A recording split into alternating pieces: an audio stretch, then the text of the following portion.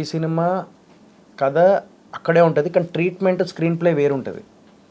నా cinema bootcut Balaraju అన్నీ కొత్తగానే కనిపిస్తాయి మీకు, సీన్స్ కానీ లేకపోతే పాటలు కానీ ఎవ్రీథింగ్ లైక్ మీరు ఎంజాయ్ చేస్తారు.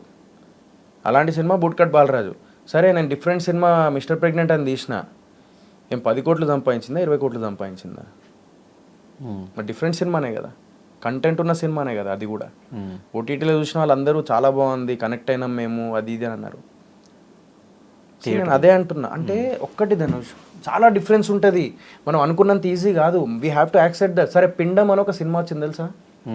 విన్నావా నువ్వు ఆ సినిమా గురించి? విన్నా, చూడలేదు. పాజిటివ్ విన్నావా నెగిటివ్ విన్నావా సినిమా గురించి? బాగుందంట అని విన్నా నేను. బాగుందంట కాదు, బాగుంది సినిమా అని చెప్పి నేను కూడా విన్నా. విని వెళ్దామనే లోపు సినిమా థియేటర్లో లేదు. లేదు, అవును. ఈవెన్ మేము నేను సత్య పోదాం అనుకున్నారా? పిండం పోదాం అని పక్కా అనుకున్నారు కదా? 100%. మరి మా కంటెంట్ ఉన్న సినిమానే కదా అది. So we have to accept the fact.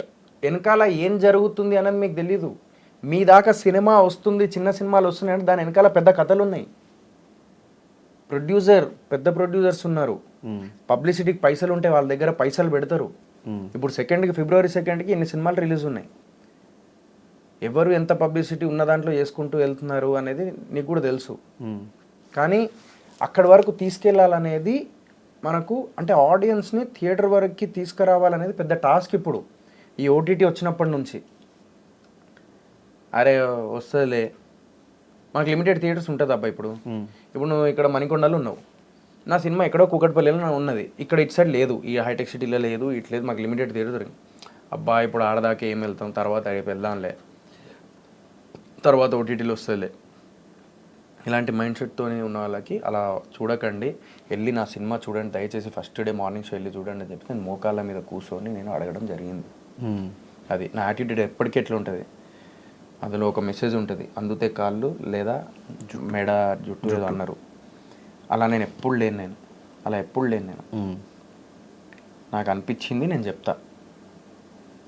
అది నేను ఇప్పుడు కూడా నేను ఆన్సర్ ఇవ్వచ్చు వాళ్ళకి, నెగిటివ్ కమెంట్ చేసేటోళ్ళే నేను ప్రతి ఒక్కరికి ఆన్సర్ ఇవ్వచ్చు. నాకు వస్తాయి బూతులు, పక్క గోదావరి కానీ స్ట్రీట్లో తిరిగినోని నేను. కానీ నేను ఇప్పుడు మాట్లాడాలనుకోవట్లేదు ఇక. నేను అందుకే ఎప్పుడు మాట్లాడలేను ఈ మధ్య.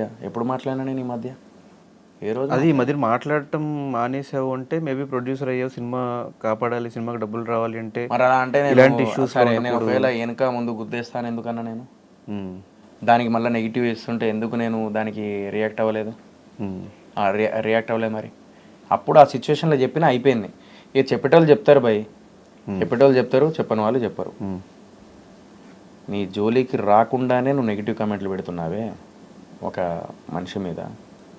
భయ్యా ఈ ఫీల్డ్లో యాక్టర్ అవ్వాలన్నా, లేకపోతే సినిమా డబ్బులు పెట్టిన సినిమా రిలీజ్ చేయాలన్నా, లేకపోతే ఏం చేయాలన్నా కూడా ఈ డిప్రెషన్లోకి ఎందుకు వెళ్తారు తెలుసా?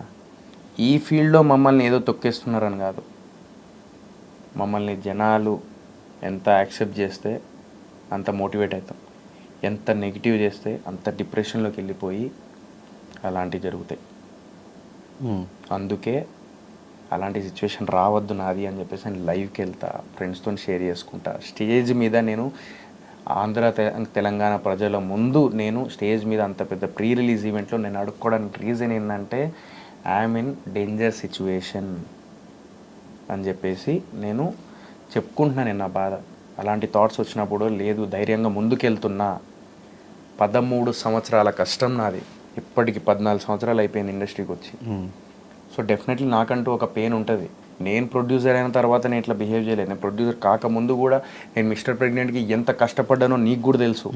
రాత్రి 2:30కి 3కి నేను ఇంటికి వెళ్ళేటోడిని, మళ్ళీ పొద్దున్నే లేచి వెళ్ళేటోడిని. నేను ఎంత కష్టపడ్డానో నాకు తెలుసు. పబ్లిసిటీ అన్నప్పుడు నేను ముందుంటా, నేను ప్రతి దానికి ముందుంటా.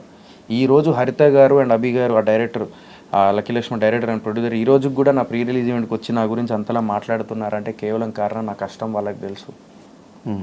ప్రతి ప్రొడ్యూసర్కి నేను అండగా ఉంటా. ప్రతి ప్రొడ్యూసర్కి నేను వెనకాల లైక్ ఉన్నా చలో వెళ్దాం అని చెప్పేసి ఇది చేస్తూ ఉంటా. అలాంటి నాకు ప్రొడ్యూసర్స్ అని గొడవ అయినప్పుడల్లా ఎందుకు అవుతుంది అంటే కంటెంట్ క్వాలిటీ కోసం అయితే తప్ప నాకేం పర్సనల్ గ్రడ్జ్ కాదు అది.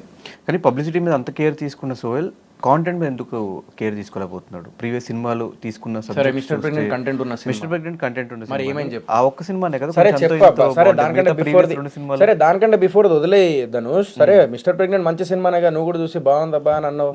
లాస్ట్ సెకండ్ హాఫ్ బాగుంది, నాకు సెకండ్ హాఫ్ కనెక్ట్ అయినా, నేను ఫస్ట్ హాఫ్ కొంచెం ఓకే నాకు అంత అనిపించలేదు అని నువ్వే అన్నావు. తర్వాత సెకండ్ హాఫ్ బాగుంది నాకు నచ్చింది అని అన్నావు. సరే ఏమైంది, అట్లీస్ట్ నాకు లైక్ కనీసం ఒక 7-8 కోట్లన 5-6 ఒక కోట్ల యాక్టర్ గా మంచి అప్రిసియేషన్ వచ్చింది కాలేదా? అప్రిసియేషన్ వచ్చిందబ్బా. అట్లాస్ట్ ప్రొడ్యూసర్ సేవ్ అవ్వాలి కదా. ప్రొడ్యూసర్ కూడా సేఫ్ అవ్వలేదు ఆ సినిమాకి. తర్వాత అదే చెప్తున్నా, అయ్యారు కదా bro. అదే ప్రొడ్యూసర్ సేఫ్ అయిండు కానీ నేను అనేది అదే సినిమా వేరే ఇంకొంచెం లైక్ పెద్ద ప్రొడ్యూసర్ దగ్గర ఉండేది ఉంటే ఆ సినిమాని నెక్స్ట్ లెవెల్ తీసుకెళ్ళేటోళ్ళు ఇంకా. ఎందుకంటే there are so many things, మనం అనుకున్నంత ఈజీ కాదు ఈ ఫీల్డ్లో. సినిమా ముందుకు తీసుకెళ్ళి దాన్ని హిట్ చేయాలి, దాన్ని ముందుకు తీసుకెళ్ళాలంటే చిన్న విషయం కాదు.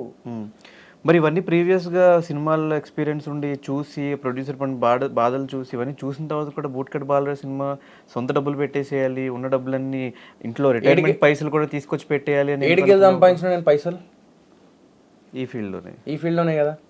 బట్ రిటైర్మెంట్ మనీ నీవి కాదు కదా బ్రో. ఏది మీ ఫాదర్కి రిటైర్మెంట్ మనీ ఏదో పెట్టాయని చెప్పావు కదా, అవి నీవి కాదు కదా. మరి మా డాడీని వెళ్ళి అడిగినా, నేను పర్మిషన్ అడిగినా. మా డాడీ ఒకటే అన్నాడు, ఏం కాదురా నీకు ఒకవేళ నువ్వు లేదు ఈ సినిమాతో నిలబడతావని నీకు కాన్ఫిడెంట్ ఉంటే డెఫినెట్లీ పెట్టేసి ఏం కాదు. ఒకవేళ పోయినా కూడా మళ్ళీ 0 నుంచి మొదలు పెడదాం. నువ్వు ఆల్రెడీ ఒకప్పుడు మా నాన్న ఒక మాట అన్నాడు అనమాట, సింగరేన్ జాబ్ చేసుకో, సినిమా ఇండస్ట్రీ వదిలేసి వచ్చి అంటే సరే అని చెప్పేసి పోయి సింగరేన్ జాబ్ చేద్దాం అనుకున్నా. కానీ కట్ చేస్తే నాకు సింగరేన్ జాబ్ చేయాలనిపించలేదు. మళ్ళీ హైదరాబాద్ వచ్చేసిన. లేదు ఏదో ఒక టైం వస్తుంది అని చెప్పేసి అన్న. బిగ్ బాస్కి వెళ్ళినా టైం తెచ్చుకున్నా. తర్వాత ఇప్పుడు సినిమాలు చేసుకుంటూ వస్తున్నా. అప్పటి నుంచి మా నాన్నకు నా మీద నమ్మకం. ఒక తండ్రికి ఒక కొడుకు మీద నమ్మకం తెప్పించాలి అనేది it's a big task as a సన్గా. అది నేను ప్రూవ్ చేసుకున్నా. నేను ప్రతి కొడుకు వాళ్ళ తండ్రిని ఎప్పుడు ఒక భరోసా అనేది ఒకటి ఇచ్చే ప్రూఫ్లో ఉంటే, అంటే ఆ ఇచ్చే అదేంటి ప్రయత్నంలో ఉంటే definitely he will achieve that is what I believe and I did. మా ఇంట్లో వాళ్ళు లైక్ చుట్టాలు వాళ్ళు రిలీజియన్ ఫీలింగ్, క్యాస్ట్ ఫీలింగ్ ఇవన్నీ ఉంటాయిరా ఇండస్ట్రీలో అన్నారు. లేదు ఉండవు. నేను ఒకటే చెప్తా, నాకు ఈరోజు ప్రీ రిలీజ్ ఈవెంట్లో ఇంతమంది వచ్చిర్రు, నా ట్రైలర్ లాంచ్కి బిగ్ బాస్ సీజన్ 1 నుంచి సీజన్ 7 వరకు ఇంతమంది వచ్చిర్రు, ఇంత ప్రేమ ఇంత అభిమానం ఇంతమంది ఎంతోమంది నా దగ్గర అంటే నా కష్టం చూసి వచ్చిన వాళ్ళే. Are they seeing the religion? Are they seeing the caste? No, they are seeing only hard work, dedication. అదే లైఫ్లో నాది చూస్తున్నారు వాళ్ళు. అందుకే నేను ఈ స్థాయిలో ఉన్నా అని చెప్పేసి అనుకుంటా. అదే నేను అనుకుంటా. నాదే కాదు, ప్రతి ఇండస్ట్రీలో చిన్న టీవీ నుంచి లైక్ ఒక స్టార్ అయిన వాళ్ళు ఉన్నారు. మన తెలుగు ఇండస్ట్రీలో ఇంక అవ్వలేదు. I want to prove that. దానికోసమే ఇదంతా ప్రయత్నం, దానికోసమే ఇంత ఇది అది